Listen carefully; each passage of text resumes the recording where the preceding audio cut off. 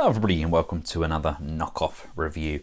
In today's video we're taking a look at the oversized die-cast version of the DX9 HULKIE, was it? Now I have the Mech Fan Toys version to compare it to, which I believe was actually the same size. This new one is the Alloy King Kong God, and it's made by them, whoever they are, but yes, this is a slightly oversized, I'd say probably about 1.5 times bigger than the original. And here we have them all together. As you can see, they're not huge in comparison. They are, in my opinion, more what I'd call kind of the Hot Wheels scale, similar to sort of Matchbox vehicles, kind of feel like Matchbox and Hot Wheels vehicles in hand as well.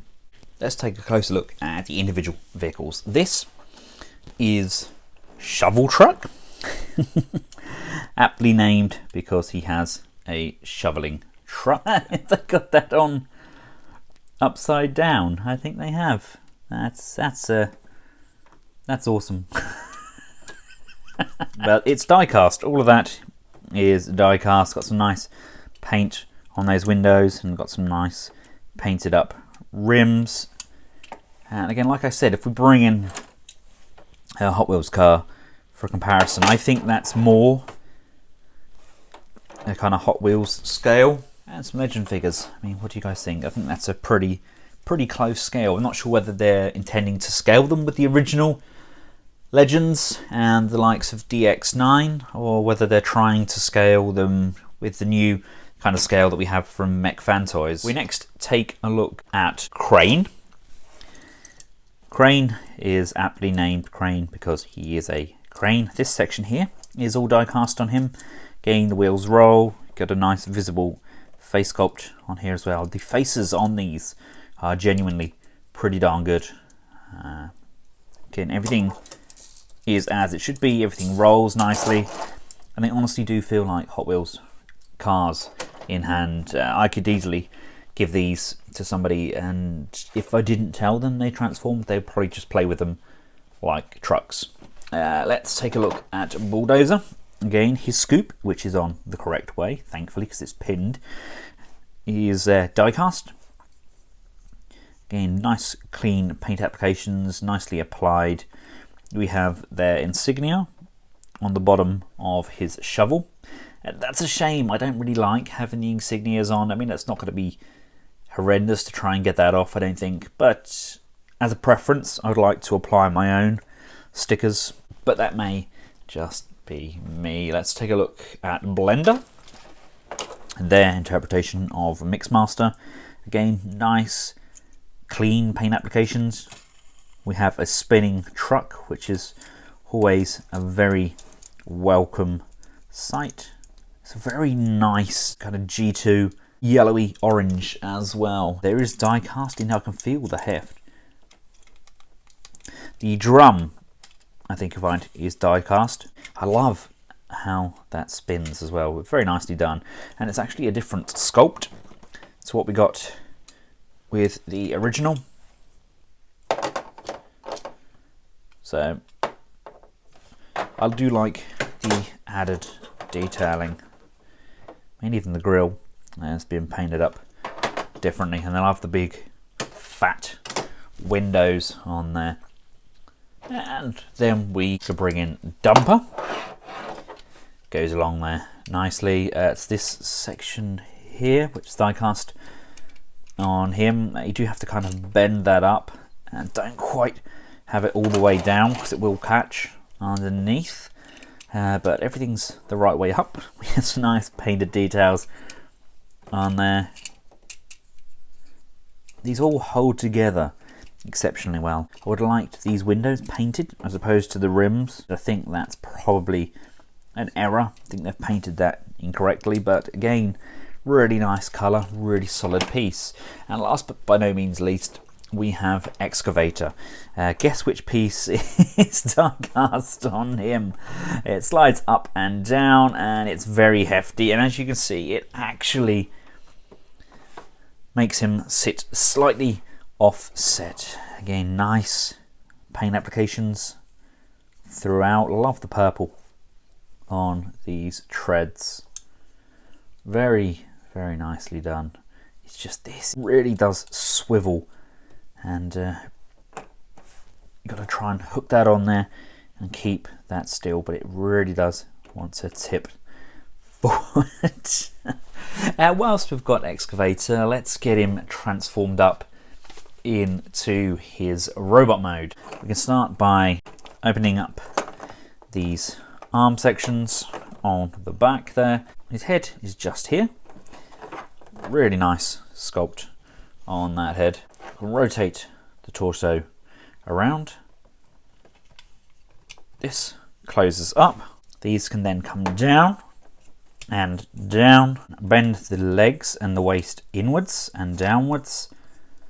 Scoop can then lock into place and stay in position. We can then come down to the legs. You want to bring the feet down and around, and again around and down.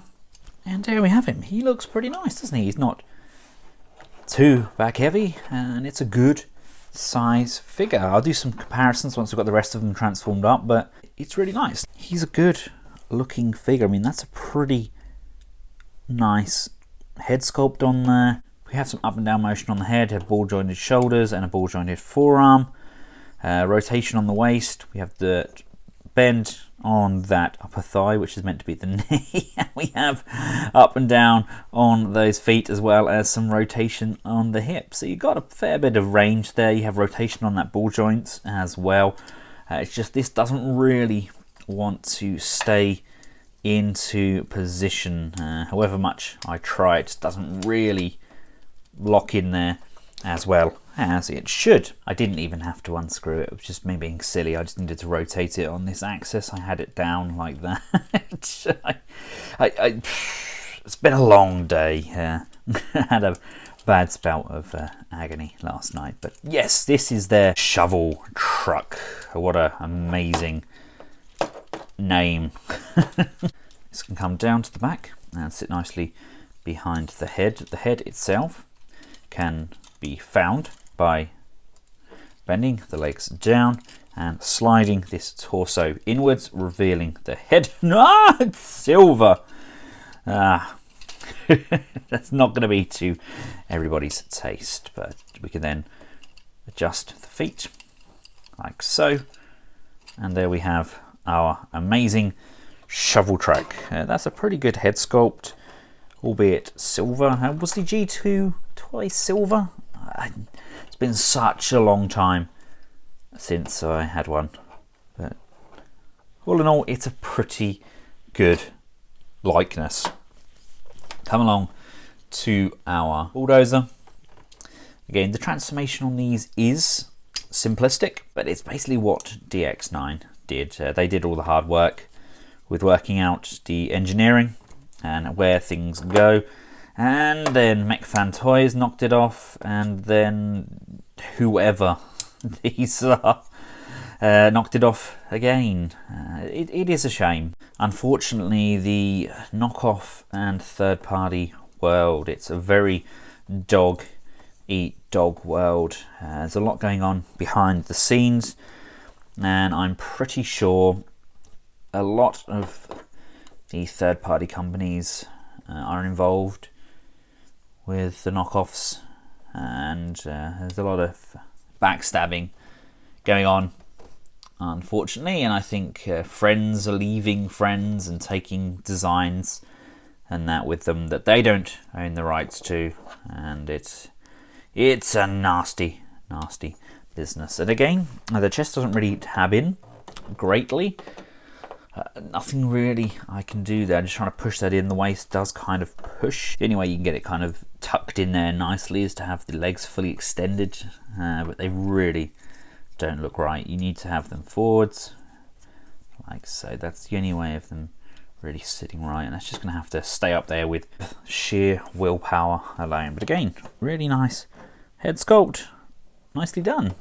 Articulation is pretty much identical on all of these. There's no rotations on those heads. We're just playing around with ball jointed limbs. Let's extend our crane. these tabs here. I'm not gonna lie, this is a very fun set. I wasn't sure how I was gonna feel about it, but it is really nice to just mess about with, and it's got character. Really good looking head sculpt. Love the paint applications on the chest, etc. You can just about see the Devastator head poking through there, but really good looker. Let's take a look at our Mixmaster now as well. Split his legs, bring out his dinky little toes. Oh, there we go, there we're in there, fairly solid. And then bring down those arms, and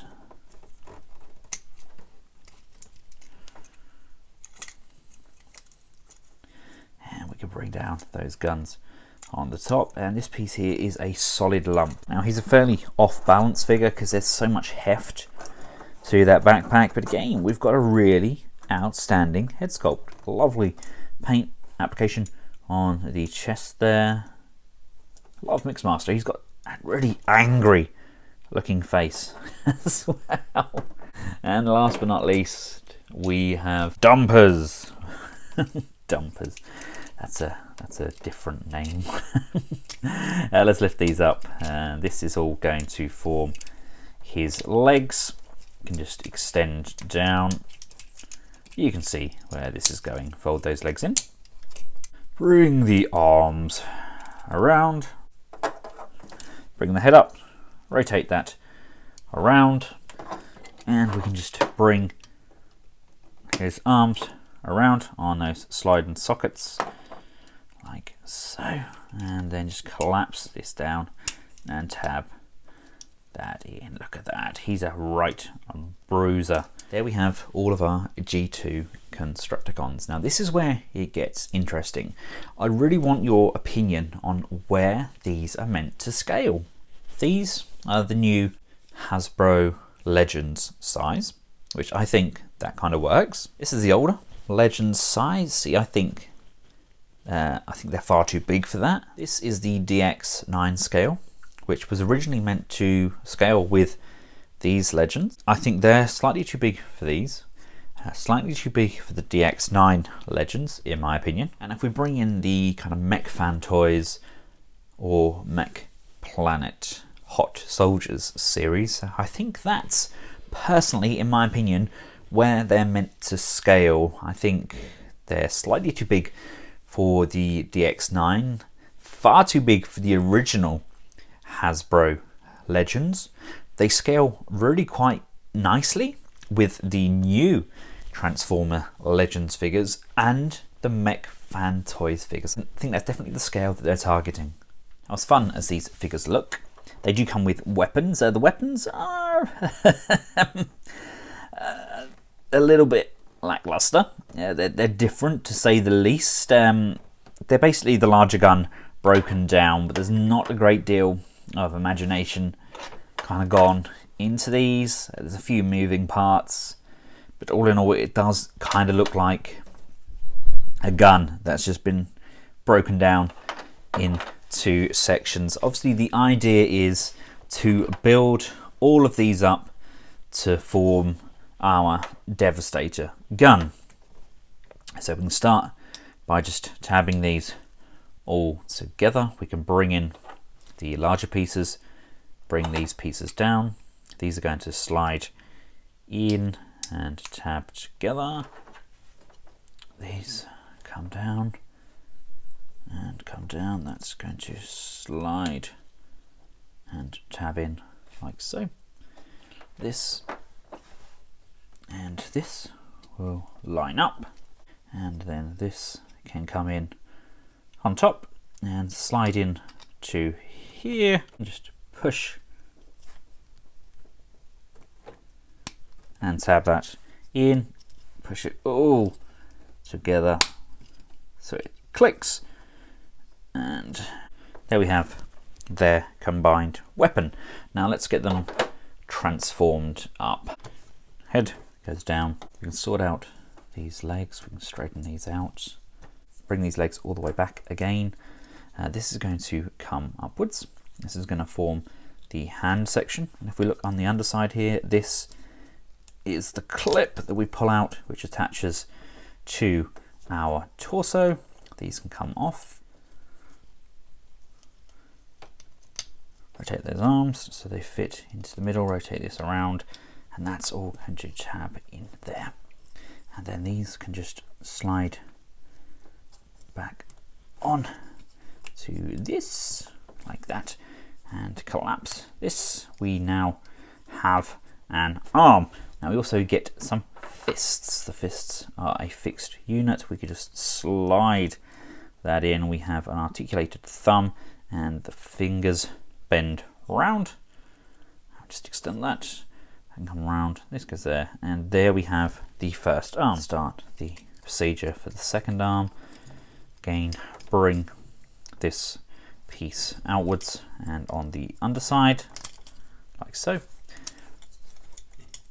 This is going to come back down, straighten up those legs, much like we did with the other arm, and these are going to swing around and tab in and secure the arm piece into position. This is going to come down, this is going to come up and around, and this piece has gone to the side. And again, this thing does not want to stay into position, but we can bring in the second fist, again ball jointed thumb, and a selection of pinned fingers. That is the second arm. They've actually got it swung around like that on the instructions. Is that right? I've always had it upwards. I don't know, I'll have to go back and look at the cartoon, but yeah, that's that's how they've got it like that. But gravity does not want to work alongside me. Slide that torso up. Oh, I nearly lost my hands. Rotate those hands around so they can tab in nicely on those legs. Our shovel can just extend. That's going to come out.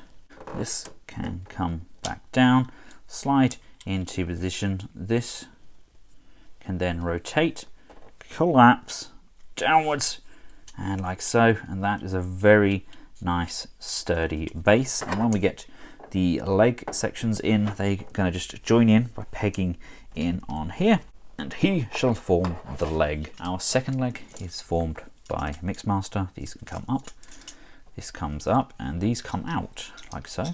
Bring the toes back down. So when we bring this up, we now have a nice flush base. These can come up and over and tab in to the side, and we have a hole just on top here where the knee will be pinned in. Bring the wheel out, bring down the adapter peg and place that back in. Do the same on this side. Bring those in. Bring the legs out to the side, giving him a nice wide stance. The head can be rotated and popped around, and swing the arm around. Rotate that back up and over like so. That's going to form the torso. Let's join these legs on.